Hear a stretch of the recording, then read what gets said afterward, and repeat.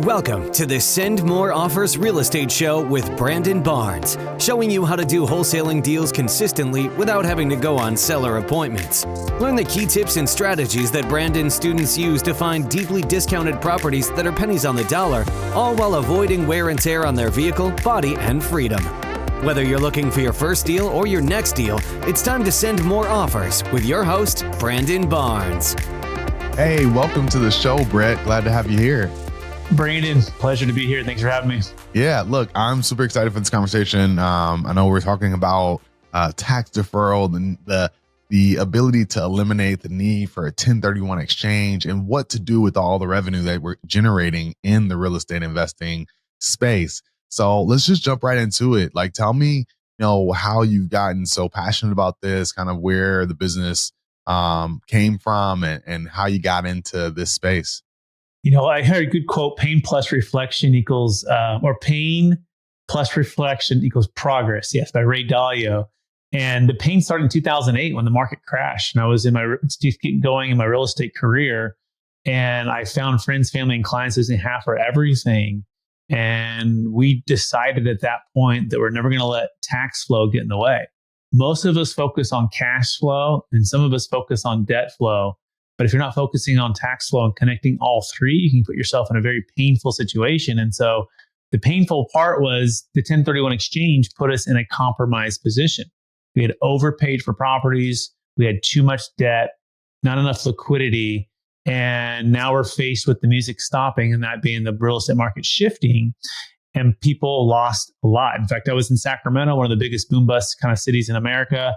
And one of the fastest growing cities in America was Lincoln outside of Sacramento. And I was a multifamily broker at Marcus and Millichap. I had grown up in the real estate industry, building properties with my parents in the Bay Area of California. But for the first time, I was really scared and frustrated. And also clients who had made millions and millions and millions of dollars were losing. And I'm going, why? What's going on here? Well, the challenge was they weren't connecting their tax flow, debt flow, and cash flow. And they were forced to overpay, they felt, for 1031s, properties that didn't make a lot of sense. And so now we're passionate about giving people what we call the Netflix version of exit planning versus the blockbuster 1031. Works for people who are doing fix and flips. Works for people who are doing wholesaling. As long as you're not a dealer. If you're a dealer, it gets a little more complicated. It's a whole kind of different part of it. But we can share some deal stories and dive right in if you like. Yeah. Well, look, before we do that, this is backtrack a little bit and get into the real estate piece of this. What were you doing in the real estate industry prior to kind of this shift and prior to that 2008 point? Yeah, we were helping people buy and sell multifamily properties. So okay. Marcus and Millichap is one of the top in the country. So we would negotiate deals, underwrite deals, help them, get plans to improve the property, increase the rents, all things with investment real estate. And for me, it was multifamily. Prior to that, it was building houses with my parents in the Bay Area, owning rentals, kind of growing up in the industry. So that was the main focus, was just helping people make sense of their investment properties. Yeah. And multifamily is, very sexy, right? It's something that everybody wants to kind of get into. If you've started in the single family space, you want to eventually level up into multifamily. But there's some folks that just kind of jump right into that multifamily space. And I think a common misconception is, a commercial, having a commercial broker's license really just starts with having your real estate, your real estate license, right? Being a realtor, and focusing on commercial. So when you were kind of getting going, and you made that transition from building homes into getting into multifamily and commercial, like how was that, transition for you? Did you have to learn a lot, or did you just have a great experience, deal fall in your lap, and you kind of took it from there and kept going? Like, how was that transition from, building homes, single family to the commercial multifamily space? Yeah, it was a study and practice of underwriting, study and practice of negotiation, study and practice of, owning a marketplace and knowing a marketplace, knowing the owners. It's just such a deep dive. It's a niche for sure. Like, because residential is very different than even, in multifamily or commercial, as you know. It's a whole nother level. I call it the varsity football versus the freshman. I first started at Keller Williams just for a short stint, but I figured real quickly I wasn't, my best skill set wasn't just for helping, families buy single family houses. It was really for the investor who's looking to build millions of dollars in capital and wealth. And so, it was rough. I mean, you were in cold calling. I saw 50 agents come and go when my 2-year stint. Part of that was because the market, I think, crashed, but I fell in love with it, and I love the competition. I grew up playing basketball. I played basketball in college, played football in high school. So for me, it was another opportunity to be competitive, right? And to be on the cutting edge of ways to build wealth. And every single day is dynamic. You have the underwriting part, the math part, you have the people part, you have the negotiation part, you have solving problems, you have working on teams. So I fell in love with the entire part of it. But it wasn't easy.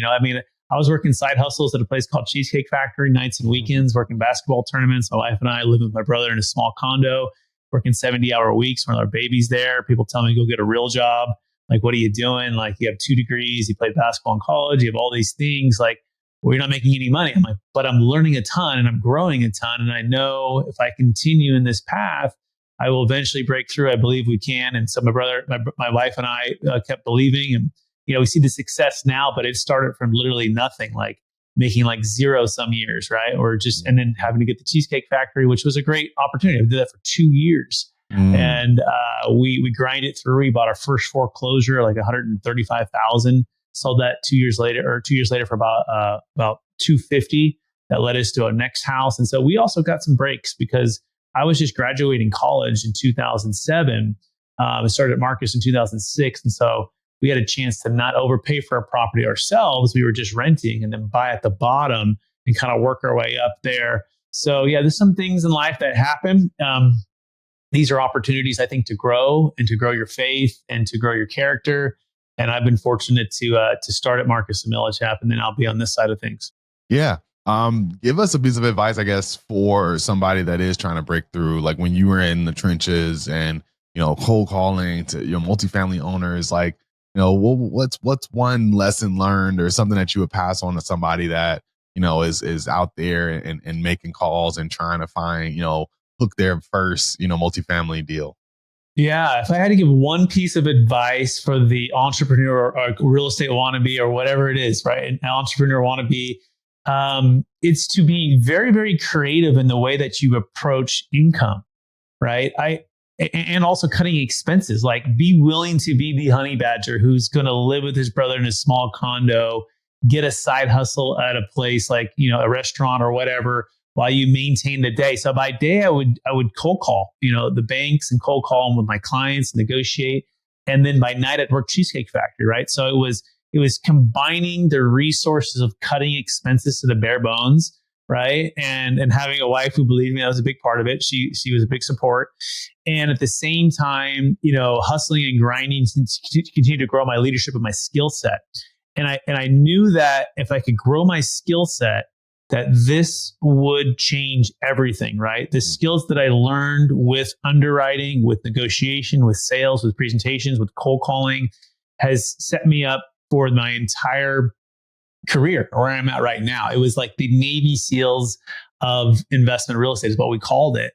And I would trade that for nothing, although it was a grind and it was tough. So I think is having that long-term belief, but also be willing to cut those expenses very low, be willing to get that side hustle, be willing to do the things that everyone else probably is not willing to do. I feel fortunate that I had the support of family as well. I mean, for a while before we got married, my wife and I, I was just living with my mom. Like I wasn't living because I was grinding, right? And I was like cutting all the expenses and just figuring out a way to really maximize that skill set in that shorter period of time. And if you can do that and you're growing and you're with the right people who are pouring into you, that's going to separate you from the competition and be able to really provide bigger and better value for your clients. Love it. And I just wanted to kind of deep dive that a bit because, I know there's a lot of folks that are already out there, right now that are listening that are cold calling single family owners. And I understand you were with a multifamily broker, a commercial broker, and I'm sure that they were providing some of the data for you. But, is this something that somebody could do on their own? Could you, yourself as an entrepreneur, go out and cold call some multifamily owners and, like you said, banks and other folks that are in the space that have those leads? Yeah, you can go alone and probably it's going to take you a little bit longer, right? Or you can go with mentors and those that are ahead of you. And I think the biggest thing is you get some momentum and then you got to get to that next skill set. So the first thing was just the cold call, right? Conquering the habits of just making and grinding through the cold call. Then it was actually not only getting a hold of people. Well, first it was the data. You got to get the data. You got to get the numbers. You got to clear the numbers. You got to call. Then you had to figure out how to actually connect with someone on a phone, right? And then connect and then convert for a meeting. And then you convert for a meeting. And then when you're in the meeting, right? I remember my first meeting, it was a $50 million owner of apartments. And I brought my mentor. And I remember him asking me this question. I was like a deer in headlights, right? I was so nervous. And so I think having that mentor and that support, that someone who's gone before you, has done it before you, and is going to do it with you now and believes in you is so, so important, right? So I had amazing mentors, amazing structure in that beginning. So of course you can go it alone, but in those days too, there wasn't a lot in 2006, right? There wasn't a lot of like online courses or a lot of YouTube videos on this kind of thing. So, but it's not a one size fits all for everybody. I'm grateful that I had that hands-on support for those years, and I had that full time, 60 hours of just back to back. It really took me really 2 years to break through of just 60 hours every single week, grinding, and then boom, all of a sudden it's like that bamboo that shoots up after 7 years being under the surface. And then it just starts to continue to grow.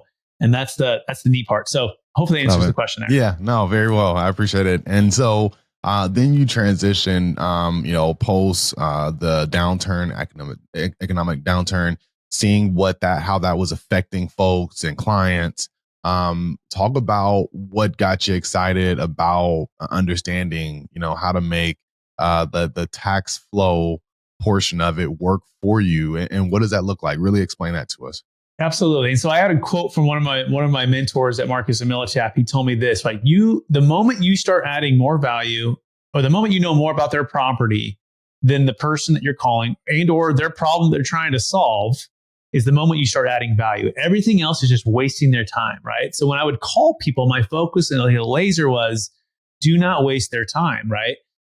Provide something of value almost immediately, right? And if you can do that, all of a sudden you're going to get that connection and they're going to want to talk to you. They're going to meet with you. And so I just kept hearing the same pattern over and over and over again. I'm tired of the 1031 exchange is forcing me to overpay for property. Or I would list and sell the property, Brett, but I don't have a good way to defer the tax. And I don't want to overpay for a property. Or I don't want to be stuck in a 1031 45-day window to identify 180 days to close. Or I haven't owned it for more than a year. It doesn't even qualify for a 1031. All of these objections just kept coming back to tax flow. And we were so focused on what cap rates and IRRs and, ways to increase the rents, cash flow, which is important, and debt flow. You can get interest rates, that were low at the time, or all these different things. But no one was really focusing on tax flow except for blockbuster 1031. And people were telling me it's not something that I want to do, let alone it doesn't work for businesses, it doesn't work for cryptocurrency, it doesn't work for primary homes. Doesn't work for, when partners want to separate. Where I learned about a deferred sales trust. And at the time, my manager at Marcus Millichap brought in a gentleman to speak on the DST. And we're going, we thought we were the Navy SEALs. This sounds too good to be true. You're telling me there's a way to defer tax on any asset of any kind and have no timing restrictions and have no like-kind requirement. And you can sit on the sidelines and be powder dry, or like, sounds way too good to be true. Mm-hmm. But I was like the prophet in his own town that people don't really accept because I was just the real estate broker wannabe, just kind of making it, barely making it. And now I'm all of a sudden talking about tax. And so I would cold call people and tell them about it. And some of them would just hang up on me. Some of them would listen a little bit. All of a sudden I started getting better at it because I started to learn what this thing can do. And all of a sudden I started getting meetings with billionaires, right? And they're like, come talk to me. My CPA doesn't know about this. And if you tell me this is true, Brett, I'll sit down and I'll meet with you, right? All of a sudden, my business starts to grow. All of a sudden, I'm getting into rooms that otherwise I wouldn't be into. And I'm going, wait, there's a real niche here, right? If people understand this, and it became versus cold calling, it's like, if we can get to the masses, if we can go on YouTube, go on podcast, like all of a sudden, this can change the entire industry. And that's what we're on the mission to do, is equip every single high net worth individual, every single real estate, luxury agent, commercial broker, financial advisor, anyone who's in cryptocurrency that has these tax challenges, to understand there's a way to defer capital gains taxes on any asset of any kind here's the key. You need to have a big enough deal for this to work. It needs to be about $1 million net proceeds, $1 million gain, right? But, or two at $500,000 each to make it scale, because there's a third party unrelated trustee. That's me. There's tax attorneys that are involved. It's not the simplest process, although we try to make it as simple as we can. But that's really the story here. And now we've done deals across the country, crypto, businesses, real estate, car wash, multifamily deals, all over the country. And we're just trying to get the word out. This is why we're here. Yeah. And what is the process called again? I think you mentioned it briefly. Yep. It's called a deferred sales trust, not to be confused with a Delaware statutory trust, because most people they think they heard of DSTs, but they're thinking of a Delaware statutory trust, which is just I call that the Delaware 1031, or the blockbuster way of exit planning. And those work for investment real estate properties, right? As long as you've owned it for more than a year and you're 1031 eligible. Ours is a deferred sales trust. Ours works for investment real estate. We were talking before the show. It also works for deals that have been held for less than a year. In fact, we did over $46 million for 2 clients in Texas last year who tie up properties, right? They improve them over the escrow, and then they don't even close on them. They just have a buyer, another buyer lined up, and they basically kind of like signed the contract, right? And so in that scenario, ours works for that, right? Or it's a 1031 that would never work for that because you haven't held it for more than a year. And so ours works for deferring the capital gains tax, but also deferring the ordinary income tax. Yeah. Now, as long as you're not a dealer, if you're doing fix and flips, ours also works for fix and flips. So a couple deal stories. We did a luxury home out of Palo Alto, $8.3 million. Real quick, before you go down that path, when you say as long as you're not a dealer, what do you mean? What, like a real estate agent? No, real estate agents is fine. If you're doing, a certain amount of fixed and flips per year, like that's your main business, and there's a certain amount per year, and every state's a little bit different. Check their CPA. But let's just say you're doing 50 fixed and flips of houses per year, right? You're just churning these things, right? Mm-hmm. Well, that changes the category of the income and the way that it's working. And a deferred sales trust wouldn't work for that. But let's say you're doing 2, 3, 4, 5 a year, and you buy it for $500,000 and you sell it for $1 million, right? And you buy it for $200,000, you sell it for $700,000. You buy it for $1 million, you sell it for $2.2 million. Like we're doing a deal right now in Florida we're working on. The all-in cost will be about $10 million, and they'll sell it for about $16 million, right? But they'll build it over 14 months. It's going to be a luxury primary home on the beach. We're actually raising some capital for this opportunity here. And so in that scenario, he has a $6 million gain, and he'd be hit with a huge capital gains tax. Or if it was even less than a year, it'd be a huge ordinary income tax. Well, we can use the deferred sales trust to defer all of that, to receive it at closing. And what he receives is a promissory note. And therefore, the tax is deferred until he receives payments back. It's known as seller carryback, which probably a lot of your listeners know how to do that. We just couple it with the trust, and we get creative with how you can invest the funds. And that's the beauty of the deferred sales trust. Got it. Love it. Love it. Love it. And so when you're, a part of these deals, right? When you say you're kind of a partner in these deals, are you just coming in as the tax advisor on this specific transaction? How do you, fit into the equation? Or are you actually a partner in the project itself?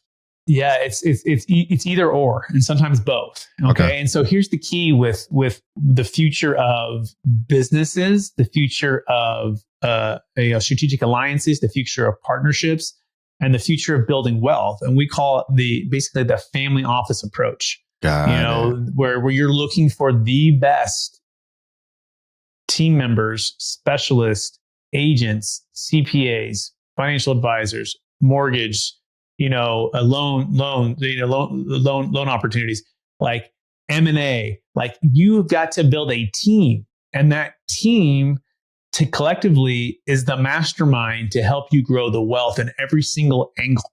Because guess what? The government has a spending problem, which means we all have a tax problem. Taxes are the most expensive thing you're ever going to spend on your entire life, right? Right.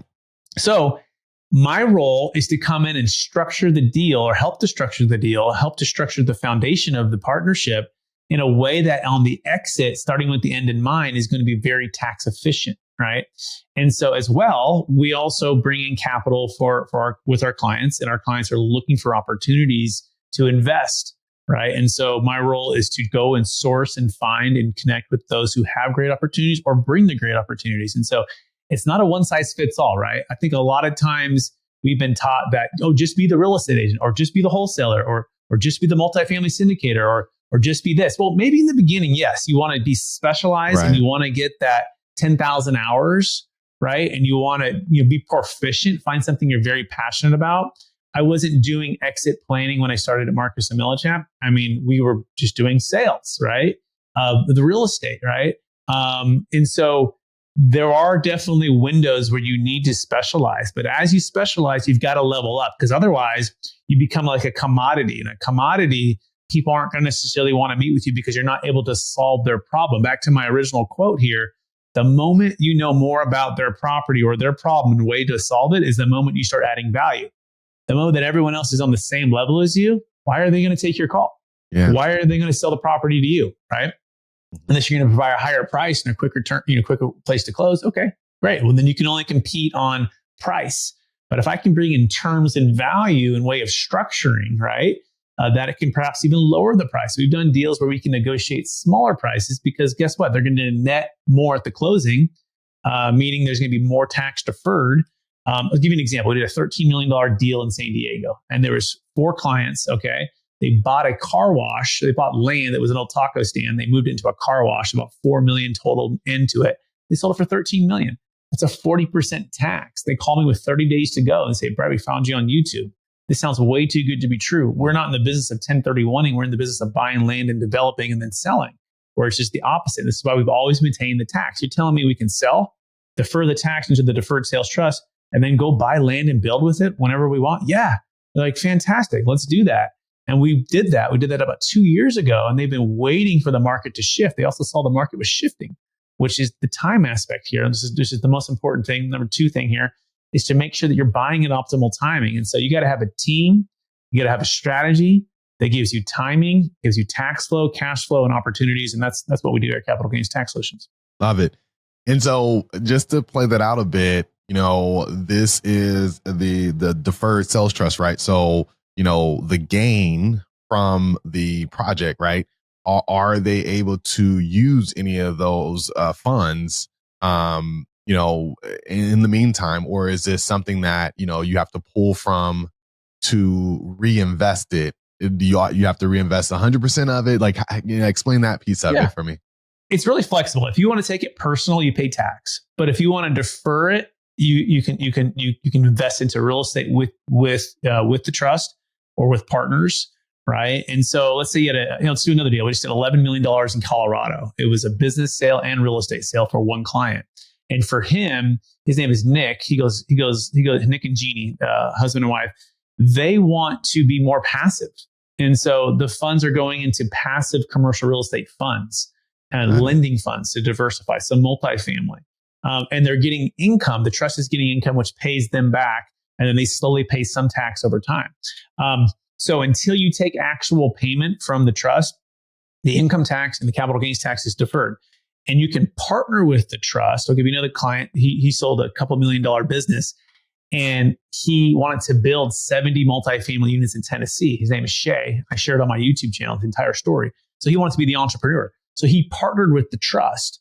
And that's the neat part of the deferred sales trust. It's not a one size, just, completely passive. You can be entrepreneur, you can be active. So by partnering with the trust, it's still tax deferred. And so he's building these units and he's slowly selling them, moving them back into the trust and doing it all over again, right? And so it's a beautiful way, an elegant way to build wealth on your own timing without having to be forced into a 1031. We did a $13.5 million of crypto exits before the crypto crash. So think about that. You can exit crypto and then go buy real estate, all tax deferred. So it's kind of like 1031 crypto into businesses or to real estate or businesses into each and every asset. You can go to the stock market, you can go to T-bills, you can go to money market. There's no forced, asset class that you have to be in. Sometimes it's great to be at the stock market when it's low. And it's great to be in real estate when it's low. Right. Oftentimes these aren't at the same time, right? Mm-hmm. So we want to give you the control and the freedom to make great decisions. And that's what the deferred sales trust does. Like nothing we've ever seen before, right? And that's the beauty of this. By the way, track record, 27 plus years, thousands of closes, billions and billions and billions over all the years, and over 24 no change IRS audits, which is the most important thing. You want to make sure that the structure you're using has been through the fire of the audits. It has a perfect track record. And that's why we love it, right? Versus a lot of things that, either don't have the track record or don't have the freedom and flexibility. Love it. Just one question. I'm curious. So now, you have this, you're on a mission, you're on a crusade to make sure that folks understand that this is an option. How are you getting new clients? Is it all word of mouth? Are you, inviting people through your, social media and your social media presence, YouTube presence? The book, right? I love it. Building a capital gain tax exit plan. Love that. Or do you still do some active direct to client marketing? Yeah, good question. We went from literally the coldest cold calls, showing up to properties, talking to property managers, anything you could think of back in the day, to everything's inbound at this point, right? Nice. And we do conferences. We'll speak at conferences. Okay. We'll do, we just shot a video with Kevin Harrington from Shark Tank. In fact, he's in the book. We hit #1 best-selling book. You can go to Amazon, Building a Capital Gains Tax Exit Plan. And we podcast, webinars, speaking at conferences, doing joint venture partnerships or affiliate partnerships with people. Anything that just get the word out. We're really focused on that. Not that we wouldn't be on the outbound. We haven't really done any paid ads. We're just looking at paid ads for the first time. And we've even done a little bit of mailers, not much. I've kind of dabbled in that, but I've just found that if I can just create content, and we're looking at a text message automation system to do some stuff. So we're still learning. We're still learning on the outbound marketing effort, right? But most of what we've been doing is just, create the content and people come to us. Yeah. I mean, you got to love a good inbound marketing strategy. Good stuff. Well, look, I can't let you go without putting you through a lightning round. Are you ready for that? Let's go. All right, let's do it. Well, look, so I have a series of rapid fire questions. You don't know the question. I don't know your answer. So just say the very first thing that comes to mind. What's one book that's been instrumental to your growth as a real estate investor? Yeah, Never Split the Difference, but it's the masterclass you need to listen to. It's not just a book to read. Get the masterclass, The Art of Negotiation, which is founded on the Never Split the Difference with Chris Voss. Love it. Good stuff. I've actually used that with my team. If you could have drinks or coffee with any one person, dead or alive, who would it be and why? Yesterday I said Winston Churchill, and I think today I would say Nelson Mandela. Okay. That's kind of goes without saying. He would be amazing. Just what he went through and his perseverance and how he changed the world. Love it. What's your best advice for someone looking to do their very first, let's say, commercial deal? The very first commercial deal, you find a way to add value to the partnership, JV, be creative. Don't feel like you have to do it all on your own. Go either bring the capital, bring the expertise, bring the operations, find one major area of the project and bring that value to the table. Go find the deal, right? And structure your way to get equity. I think that's a key way to do your first deal. Good stuff. What's one mistake on a deal, specifically business in general, that if you had a do-over, you would take that do-over? Yeah, there was a deal where I was negotiating for a deal. I thought I had the listing. It's like a $4 million listing. And the last minute, the client called and said, "Hey, would you consider working with this residential agent? He's been like a family friend. I don't know. He was a guy that he felt endeared it to." And I was like, "Who's, and I basically said no. And I thought he would for sure choose me. Right? I was like, there's no reason to choose a residential guy. And then 2 weeks later, he's like, "Oh yeah, we listed it. The residential guy went and found another commercial agent." I was like, "Oh," and I lost out on the listing. Yikes. It was like at least $100,000 commission. Yikes. Plus it's like a $200,000 commission. And I knew the buyer. That's the first buyer I was going to call. And that guy represented both sides. Not only that, but then he listed it and sold it, represented both sides. So it literally probably cost me $500,000 worth of commissions because I didn't just say, "Hey, I'm willing to work with you. That sounds great. Let's do it. Let's jump on." I was too confident that I had won the business rather than just, saying, "That's great. Let's be a team member." Does that make sense? Collaboration over competition. Yeah. It's rough. What's your financial goal for your team for this calendar year? I mean, that's kind of different coming, with what you're doing. It's not necessarily, I understand that it's not like, you guys are doing deals, in the traditional sense. So you can answer that however you want. Just kind of, give people a feel for like something to aspire to. Like what is your goal pushing for? Yeah, for 2024, we want to be at $500 million under management. We're about $150 million under management right now. And with the opportunities to close by the end of the year, we think that's, pretty doable to get to 500 by, basically 1 year from today. Love it. Love it. Love it. Good deal. If you woke up tomorrow and had $500 million deposited into your account overnight, what's the first thing that you would go out and purchase with that newfound money? I would give it away. So I always thought if I won the lottery for $500 million, I maybe keep 50 million and give the rest away. Yeah. So if you had one vanity purchase or something that vanity one. Yeah. So with the 50 million, I would buy. Oh man, I'd probably buy like a cool boat. With the kids, so we can spend time. On the boat with the friends and family. I grew up on the boat in the water. So that's always been really relaxing. Just like a big old huge, like fun party boat with all the friends and family that can come hang out on it. There you go. Love it. What's the last piece of advice? Last question. What would you say to the person that's looking to scale their business, looking to grow? Maybe they're struggling to do deal after deal. What advice would you have for that person? Yeah, learn to work harder on yourself than you do on your job, right? Most of us focus on like, if I just got that deal, or just got that degree, or just closed that thing, or right, it's that external stuff, right? Whereas you work harder on yourself, the leadership, the internal stuff, your faith, your finance, your fitness, your health, your personal development. You work harder on yourself, you'll make a fortune. And that fortune is in the ability to bless other people. It's a quote by Jim Rohn, and it's something that I try to practice every day.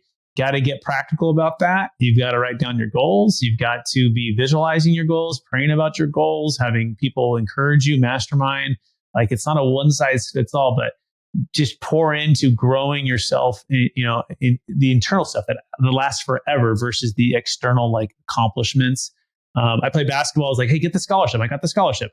I was like, hey, graduate from college. I was my brother and I, the first to graduate in our family. Okay, got that. Get that job. Get that degree. Like those are all external things. But I wish I would have focused on those, but more so on the leadership, personal development, faith development, more so than just the external stuff. Love it.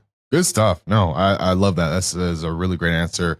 And yeah, man, look, this has been a great conversation. I appreciate everything, even explaining the deferred sales trust, helping us understand and giving us a sense of where you should be and what you should be thinking about when you're starting to do these big, massive deals with crazy capital gains. There's other options out there. Definitely taught me something. This is completely new to me, and so I feel equipped. Can we one more thing for everybody? Yeah, go ahead. Okay, so the best ever 1031 plan. Okay. This is something that we offer and want to offer everyone who's listening to this.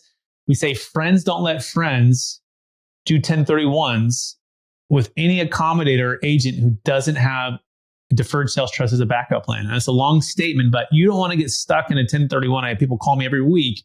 They feel trapped by the 1031 and they get with these accommodators that hold them in 1031 jail where they go, I only want you to do a 1031. You're like, but it's failing. I'm going to pay millions of tax. And they go, we don't care. So we never do business with those who don't care, right? Yeah. We don't do business with those. So you can go to experttaxsecrets.com and you can learn about the best ever 1031 exchange plan that gives you a backup plan in case your 1031 fails. Please do not go with the companies that don't offer it. It's the worst calls we ever get, and you don't want to be in that position. Love it. Good stuff. And look, the next thing I was going to ask is, where can people follow you and check out everything that you have going on? So you just said it, but go ahead. Yeah. So capitalgainstaxsolutions.com is for like the deferred sales trust exit planning. So there's that place. And then there's the experttaxsecrets.com for like our coaching for the business professional and the 1031 exit plan.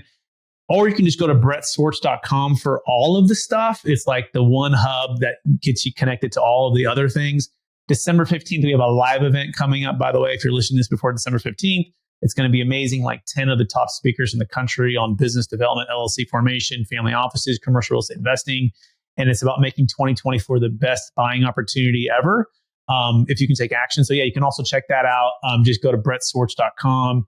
SWARTS is how it's spelled in case you're wondering. No Z at the end, SWARTS. And that'll give you access to all that. Love it. Great stuff. And guys, while you're at it, head over to sendmoreoffers.com. There's nothing there for sale, just a bunch of great information, show notes from some of the best guests that we've had here, and then the best way to connect with me as well.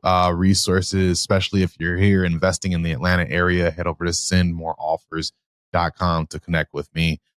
Brett, this has been great, man. I really appreciate it. All the best. I know you're going to continue to go out there and crush it. I'm going to be checking in with you, and I know I have some big gains coming up in my future, so I will be reaching out to you for sure.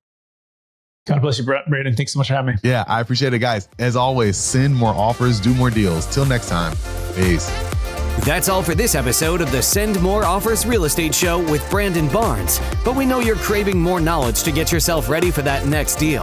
To schedule a call with Brandon to learn more about how to do deals consistently without seller appointments in a repeatable way, be sure to visit us at sendmoreoffers.com. And be sure to tune in for the next episode of the Send More Offers Real Estate Show.